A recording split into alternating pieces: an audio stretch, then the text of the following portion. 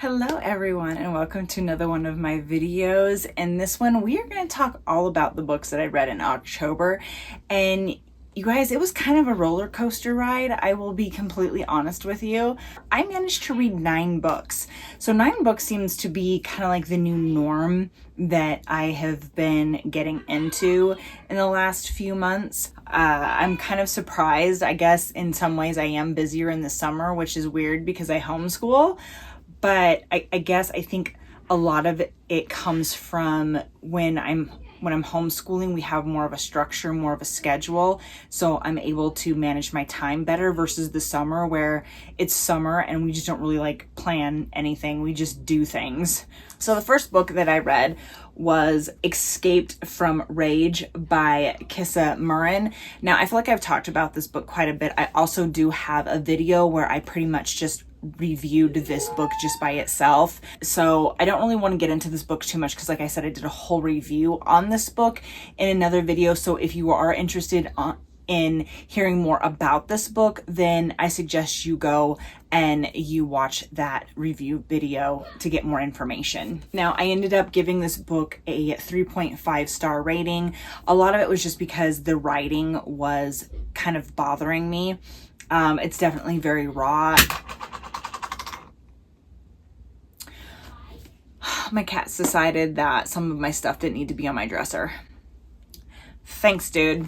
Anyways, books have become quite a bit repetitive, which is kind of sad, but at the same time, I still do enjoy them. When I'm rating my books, I try to factor in all of this because sometimes the predictability of a book really bothers me. Excuse me while I kick the cat out.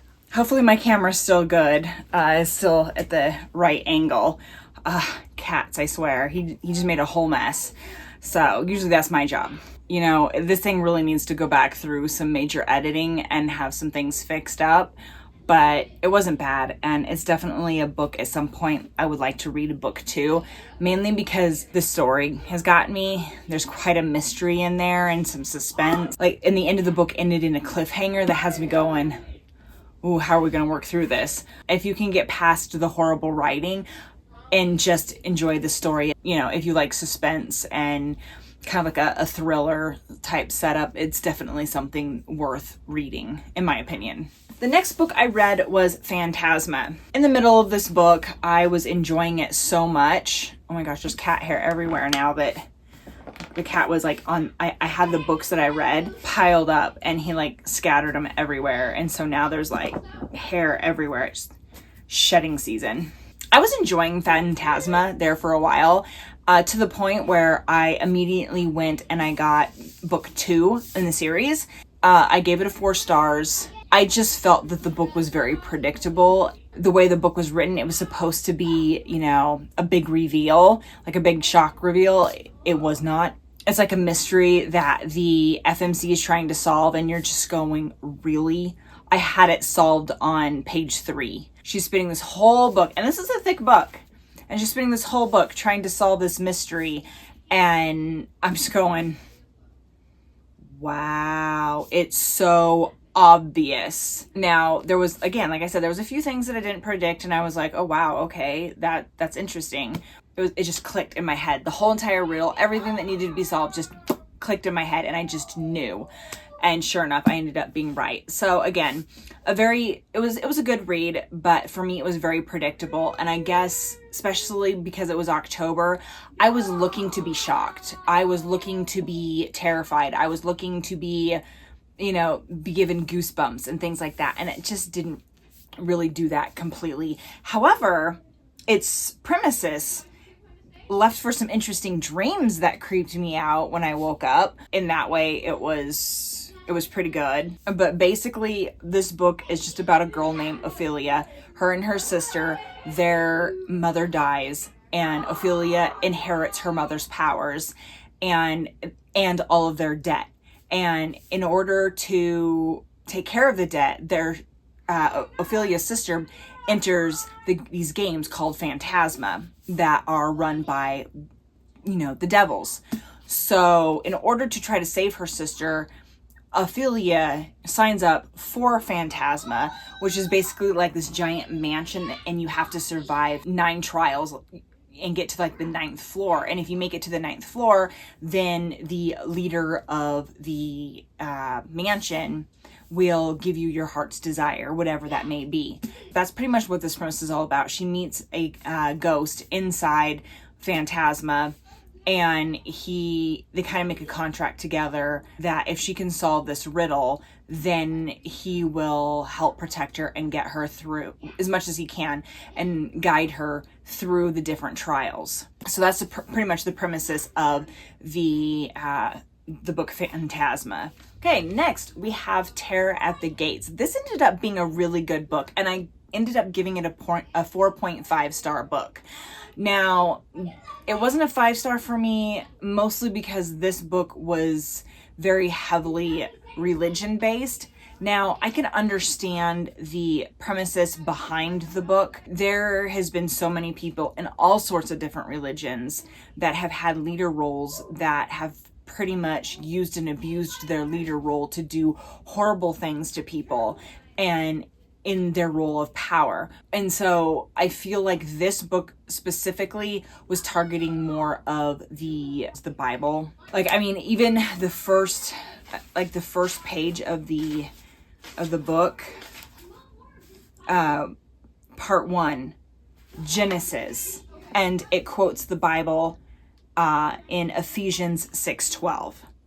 Okay, that's blatantly obvious that this is referencing the Bible. Don't roast me, guys. Honestly, like, this is nothing against anybody's religions or anybody's faiths, but no matter what you believe, it doesn't matter, right? The point is, if you're reading a book that feels like is attacking your beliefs, your faith, you're not gonna like it as much.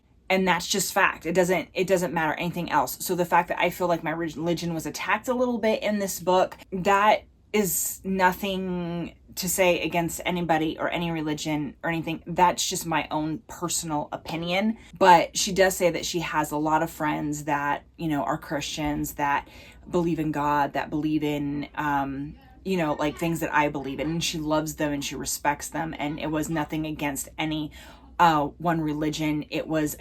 So it wasn't against religion itself. It was against the people in religious power abusing said power.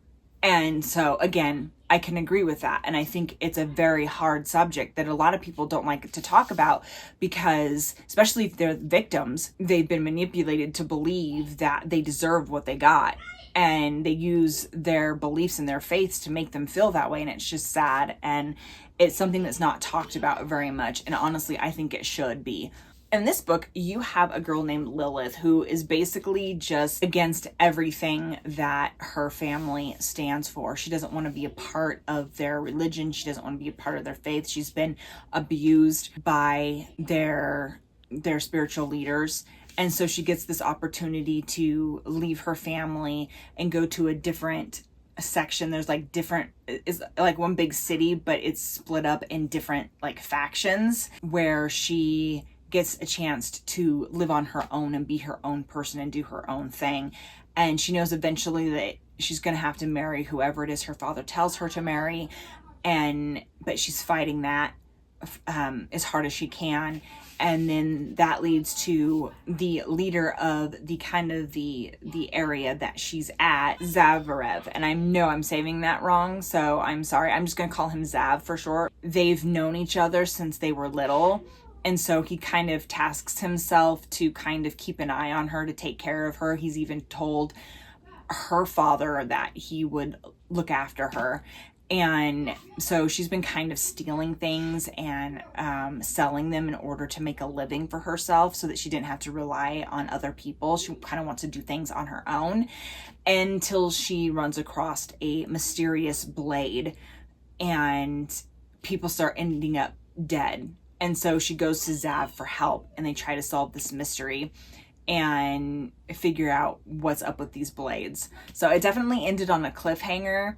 And again, another one that I can't wait for book 2 to come out. It's supposed to come out next year, and it's definitely a book that I will be picking up. Okay, next we had Mind Games by Nora Roberts. If you guys have been watching any of my videos, you will know I am a huge Nora Roberts fan. She is my #1 favorite author. I guarantee you, you read a book by her and you are not going to be disappointed in the writing. She is an incredible writer, an incredible author. She leaves you guessing, leaves you thinking. To this day, I have not been able to fully predict a book that she has written. Was completely shocked by this book. Now, I will say, in all fairness, because again, Nora Roberts is my favorite author, but I still feel like I have to judge every book as fairly as possible. Oh, I didn't predict this book. I definitely gave it a 5 stars. I found the book to be absolutely amazing. However, it didn't go how I predicted it going at all. I was expecting a lot more suspense and a lot more things to happen than what actually happened in this book. So kudos to Nora Roberts again for completely throwing me, because that is really, really hard to do. I'm going to be honest. And that's not me just blowing myself up, because honestly, it's a trait that I almost don't like about myself when it comes to reading, because it makes books hard to enjoy when you can so easily predict them. This book did not go anywhere near to the way I was thinking it was going to go in this story. And I was just like, huh. And then by the end of it, I was like, that's it? Okay. So, I mean, there was a part of me, again, that was just a tad bit disappointed. It didn't have, again, it was October, and I guess I was really looking for some spook factors, and this ended up being a lot more warm and fuzzy than I was expecting, considering the back of the book. You have this girl, Thea, who has these like psychic abilities, kind of like what her grandma has, although she has it more so than her grandma. Her grandma can kind of sense things, like she can sense some negativity, like something bad could happen. Her granddaughter, Thea, which is the FMC of the book, she can do more than that. She can see things. So if someone were to give her something that belonged to somebody, she can hold that and she can get a sense for things. Like she's helped the police find kidnap victims, you know, things like that. But in this book, she actually sees her parents' death when she's only 12 years old. She witnesses it through the eyes of the murderer, who has some of the same type of ability that she does. And so he could almost sense her watching him through the whole process. And so she manages to help the police capture the guy who murdered her parents. And then this causes a connection to happen between her and the murderer. And that's where the mind games come in, because it's like this battle of the minds where they're trying to attack each other while he's in prison. And it was a really, really good book. And of course, the MMC of the book ends up being single daddy. I did not see that coming. It's definitely got a single daddy trope in it. And oh, they're so lovable. They're just like so cute together. He used to be a lead singer in her favorite band growing up. And she used to joke around about how she was going to marry this guy someday. The whole love story ends up ensuing between the two of them. And oh my goodness, it was so heartwarming and sweet, and a very good book. And I highly, highly, highly recommend. Then I decided to read this book, Holding On to Chaos by Lucy Score. And this is part of the Blue Moon series. And I believe this is like book 5. And I've been reading one of the books in the series each month as part of my reading vlog challenges. And this book was so good. I was looking forward to this because this goes into talking about Donovan's story. And he's the sheriff of Blue Moon. And it's also about Eva's story, because she's the FMC of this book. And she is the sister to Gia and Emma, who have already had their own stories. It was so good, and it was so hilarious. With Donovan being the sheriff, I feel like we got to see a lot more of the Blue Moon town itself, more than just the couple, but just like the whole entirety of the Blue Moon town. And we got to some of the characters that you've kind of seen references to, like, you know, people have had conversations with and stuff in other books in the series. They touched on them a little bit, but this book gave it a lot more depth. The amount of times you hear the word Uranus in this book, If you haven't read it, you gotta read it and you'll understand what I mean. But again, this is part of a series. If you have not read the Blue Moon series, I highly suggest it. They're really, really good books, and they're light and they're fluffy. You got Eva, who's this kind of like wild child kind of vibe, right? She's very klutzy. She's the one that would open a door and forget it's open and smack into it. She's the kind of person that can't cook in the kitchen without cutting herself or burning herself on her coffee pot. So she's very like quirky like that. And then you've got Donovan, who's the sheriff, and he's just got this like hero complex, and he's decided from the very minute that he has seen her that he loves her and that he's going to marry her. And he's very upfront about it too with her. So many things happen and so many events happen. Yeah, it's just a really good book, and it was absolutely hilarious. And he was just always so honest with her from like the first time that they really got together. He told her, he's like, you and I are going to get married. We're going to have a family. That's just the way it's going to be. I love you. And she's just like, oh my God, this guy, we haven't even been on a date and he's already telling me he loves me and that we're going to get married and that I'm the girl for him. But honestly, I loved Donovan for that. He was no nonsense. And honestly, it was refreshing to meet a guy in a book where there's no games, there's no lies, there's no secret identities, it's just him. Raw, honest Donovan, right? Like this is who I am. This is what I want. This is what we're going for. This is what's going to be. Absolutely love Donovan. Very refreshing MMC. I don't even know if the next book in this series is going to be able to top this one, mainly because of Donovan and just how honest and raw he was. I just can't get over this man. Let me tell you. He gave me all the feels. But yeah, I ended up rating this book a 4.5 stars.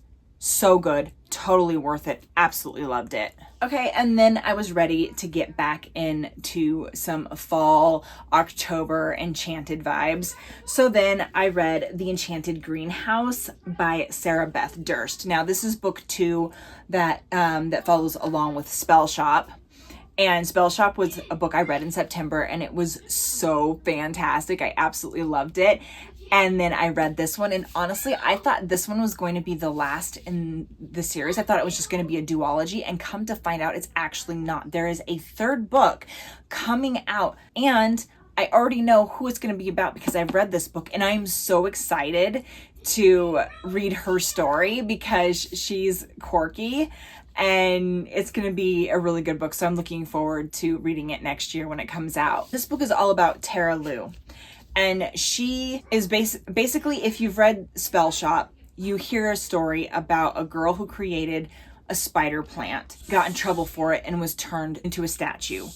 That's Tara Lou. She ends up waking up in a forest, no clue where she's at or how she even stopped being a statue, and then she ends up landing in this greenhouse that's being cared for by a guy named Yarrow, and he's the only one on this island taking care of this massive greenhouse. I mean, this greenhouse is huge. Like every single time you open a door, you're led into another area.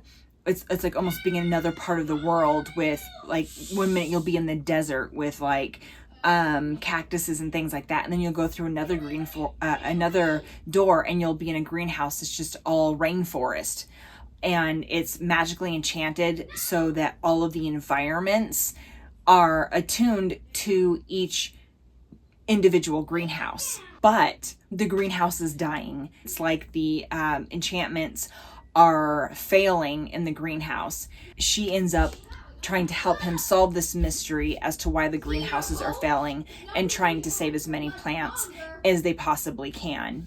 And I don't want to say too much more than that because, you know, I want you guys all to go in and have your own experiences and experience as much of it as you can in the raw. But it was a very, very good book. And after reading Spell Shop, I was excited to get into Tara Lou's story because you just can't help but feel for her and feel what she's been through. And I ended up rating this a 4-star. Again, it was a really good book, but it wasn't anything that was like, oh, like, you know, there wasn't like angels singing in the clouds type thing. It was just a very good, sweet read. It was, it was a pumpkin spice latte, curled up in your blanket, reading a good book, and it gave me all the good vibes, and I love it for it. Next came Belladonna. Now this book I rated 3 stars. I had more high hopes for this book than what it really ended up being. And again, it ended up being a book that I predicted practically right away, for one. So the whole premise behind this book is a giant mystery. You kind of get a Sherlock Holmes vibe with a touch of the supernatural in this book. And having already predicted the entire thing, I honestly had a hard time with this book, and I felt it was boring for me because, again, when you already know the mystery, and I don't even really see Belladonna being a book that people could really reread, because the whole point of the book is this mystery. So basically, Signa has this ability to see ghosts, and she has moved from family to family to family since her parents died, and everybody that she's ended up with has died.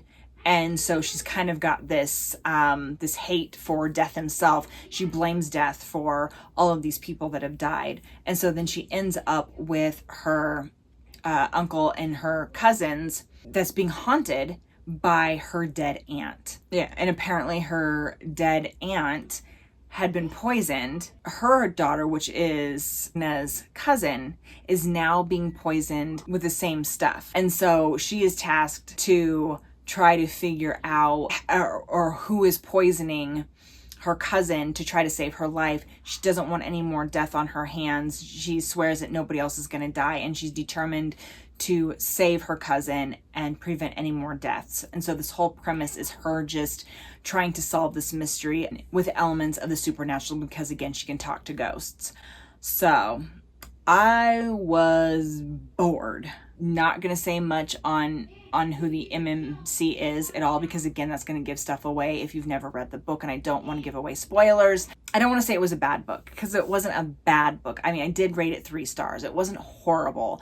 It's just, I was bored, and mainly because I had predicted all of it. But, I did like certain elements to it, and, some of the story was good, and I felt the writing was decent. So it's just, again, very predictable book. And so for that reason, I was just kind of bored, and I found myself having a hard time getting through it. It actually took me quite a bit of time to get through it. I have a problem where I can't DNF books. It's physically impossible for me to do that. It's like the book won't leave my head. The people in the story won't leave me until I've completed their book. I can't not stop. However, if the book is hard for me to chew, it can take me forever. And I'm thinking that this book took me almost a week to get through, because I just didn't want to read. So I wasn't going to start a new book. I wasn't going to DNF. I just didn't read. So this one is partly responsible for the fact that after this, I was only able to get 2 more books in, and then that was it. Next, I read The Pumpkin Spice Cafe by Laurie Gilmore, and it was so good, and it was so worth the wait. I ended up giving this a 4 star, and it was so cute, and it was so worth it. By the time we got to Belladonna, I think, or no, The Enchanted Greenhouse. By the time I got to The Enchanted Greenhouse, I read that one, I read Belladonna, I read this one, then my next one, and then is like every single book I've read since I read The Enchanted Greenhouse. Every single book, the main MMC has had some kind of beard. And okay, for those who love beards on men, they love hair on the man's face, you know what, that's all the power to you. We all have different tastes. Me personally, I like my man to be clean shaven. Okay, that's my preference. And so lately, all the books I've been reading, every single one of them, the MMC has some kind of trimmed beard. And you guys, I will admit, it's been kind of a turnoff for me. So I'm hoping that at some point I'm going to get to a book that has a guy that doesn't have a beard. And that hasn't happened yet in a while. So anyways, getting back to this book, and this is book 1 in a whole series that I am looking forward to reading. I have been saving this series. I bought this book a while ago. I think it's in one of my very first book hauls where I talk about this. So I bought it earlier on in the year, and I knew I was going to want to read this in October because there is, I think, book 3 in this series is a Christmas tree telling type story. So I knew I wanted to time this series just right so that by the time I got to book 3, I could read that one for Christmas. So I read this one in October. I'm reading the second one in this month, November, and then the third one in December. Getting back to this book, very, very good. I absolutely loved it. It was definitely sweetly resonated with Jeannie, and that's the FMC in this book. She reminds me so much of me. I have a tendency to overtalk, to overshare when I'm nervous. When I'm nervous or scared or feel insecure about myself, I could just talk and talk and talk. And I've honestly been told sometimes that I'm too much because I'm constantly oversharing. And there has been times where I will be talking to somebody that I don't even know, and I'm sharing the story with them, and I'm like, oh my God, why are you being weird? Shut up. I'm like, I have this monologue in my head. And this just happened not too long ago. My boys just started 4-H. And I'm talking to one of the ladies, never met her a day in my life.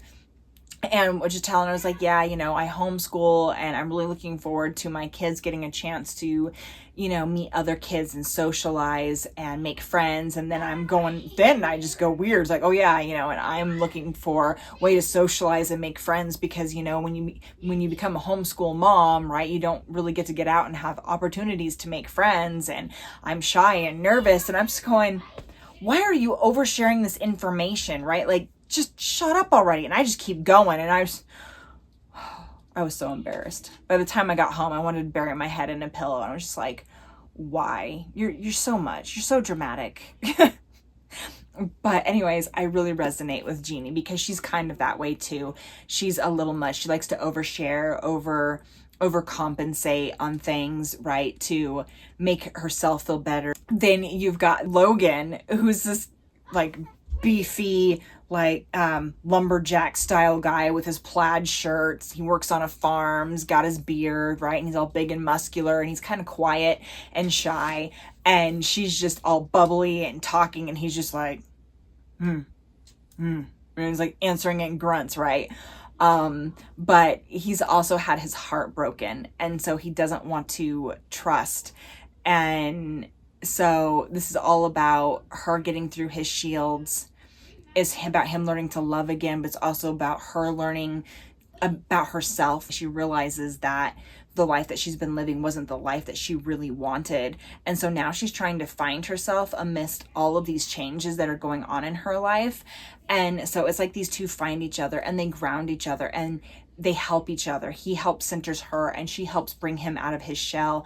And it's just so heartwarming to see these two people together, but also you get to see the opening acts of all these other characters in this town. It's all about this town and all about these people, and they're already setting up other people that are probably going to be the couples in the other books. And so it's kind of neat to kind of see some of those interactions on the sidelines. I definitely got Stars Hollow vibes from Gilmore Girls, which I watch every new fall season. It's my all-time favorite TV show.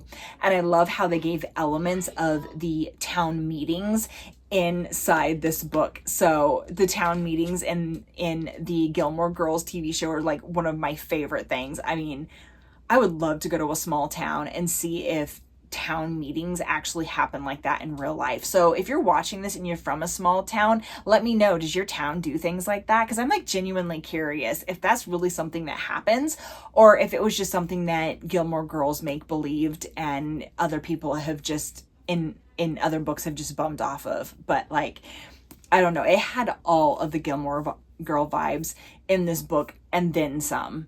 Logan was definitely Luke And Jeannie was definitely a type of a Lorelai in a way. And if you are curious, if you haven't heard of the Pumpkin Spice Cafe, it is a series. They've got like quite a few books. I think like 7 or 8 books in the series so far, and it's the Dream Harbor series. And this is book 1 in that Dream Harbor series. And on to the last book that I managed to barely squeeze in October. I quite literally finished it on the 31st. I went trick-or-treating with my family and stuff like that, and then we came home, had dinner, and while they were playing games and eating their candy and stuff, I was able to just cuddle up in a blanket next to my husband and before bed, and I was able to finish it. Literally, probably, I think when I stopped reading, it was close to 11:30 p.m. So it was, I barely got it in there. I read the Book of Azriel. Y'all, God tier. God tier. Oh my gosh, I was absolutely in love with this book. So much so that I've already got book 2 on its way. I cha-ching ordered that thing on Amazon. I cannot wait. I need to know what happens in book 2. It ended in such a cliffhanger. I have to know. God tier book. Absolutely love this book. I will be reading this again. This is going to be a repeat series for me. I can already tell you. I will admit, I got towards the end of the book, like the last 50 pages of the book, and I almost didn't want to finish it. I was scared. I knew something bad was going to happen in a book when you know it's going to be part of a series, especially when it's book 1, right? And I knew it was coming, and I knew it was going to wreck my heart, and I don't know if anybody has been there or if that's just me, but sometimes you just know that something's going to wreck you and you want to avoid it at all costs. But at the same time, the book is so good that you want to read it and you want to know. And it's just this battle of wanting to read it because it's so good and you never want to leave this world, but also being petrified because you know something's going to completely wreck you. I think maybe it wouldn't have been so bad if I already had book 2 where I could have picked it up immediately. TBR be damned. I didn't have it and I knew I was going to have to wait. So I don't know what's been going on with Amazon lately, but it seems like the books that I order from there have been taking forever to get to me, which is slightly irritating. You have this girl, Diana, who makes a deal with this powerful being in order to save her sister who is dying. In doing so, she makes a blood pact with this guy, and she basically gets turned into this creature of darkness by using his blood. And she has to do everything that he says, because if she doesn't, then he will kill her sister. And she is wanting to do everything she can to protect her sister. And so she ends up doing a lot of really horrible things in order to help her sister. But then amongst all the things that happen, a series of events happen, and this being, this almost like a god, comes down and tries to help his people and runs across her.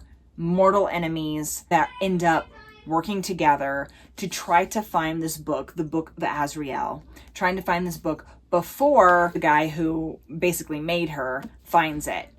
She wants to stop him. And this god basically makes a deal with Diana that if she will help him find the book, that he will keep her sister safe. He will protect her sister. And so they go on this journey to find this book. This god, his name is Liam, he's the MMC. Liam has been through a lot. He is centuries and centuries and centuries and centuries and centuries old. He has seen a lot of war, a lot of death. He's lost a lot. And he's going through a godly version of PTSD. In the process, they fall for each other and become super important to each other, just to have something seriously bad happen in literally the last page of this book that I believe is going to basically tear them apart. And book 2 is probably going to be all about him trying to about the two of them trying to find each other again. I don't want to say too much more than that. Again, very good book, and it's the stuff that happens in this book, I'm telling you guys. It was a little bit of a shock, okay? Going from reading the Pumpkin Spice Cafe to reading the Book of Azriel. Like, your first introduction to Diana is, whoo, it's intense, y'all. She is intense. She is dark. She is like, there's like blood and death. And I will admit it took a bit for me to shift focus, because I literally went, I'm not talking, I didn't take a day break or anything like that. I read the Pumpkin Spice Cafe, closed the book, set it down, immediately picked up the Book of Azriel. I knew I wanted to get it in for sure this in October, and the first pages were just like, whoa, girl, you're intense. You go from a light, fluffy, sweet, kind, caring Jeannie from the Pumpkin Spice Cafe to Diana. I was like, whew, big personality, big strength, big power. It was a bit of a shock, but it was a good shock. It was worth it. This was a god tier book. I cannot wait to read book 2. It is definitely happening this month. No questions. I want to read the whole series. I want to eat it up. Completely. So, but yeah, that completes all the books that I read in the month of October, and I had a great time, and I'm looking forward to the books I'm reading in November. Currently, the book I'm reading right now, I am so invested in. All I want to do is just read. Like, I will admit, calming myself to make this video for you guys was a bit hard, because especially with the weather being nasty outside, all I've wanted to do today is just curl up in my blankets and read the book that I'm reading. And I cannot wait to talk to you guys about the books that I read in November so that I can talk about this book. So if you're not subscribed, you're definitely going to want to subscribe, because the book that I'm going to be talking about in my November reads, which will be coming out in December, is definitely going to be worth wanting to hear about and chat about. So let me know down in the comments below if you guys have read any of the books that I talked about today and what your honest opinions were in them. And I will see you guys in my next video. Thanks for chatting with me. Bye.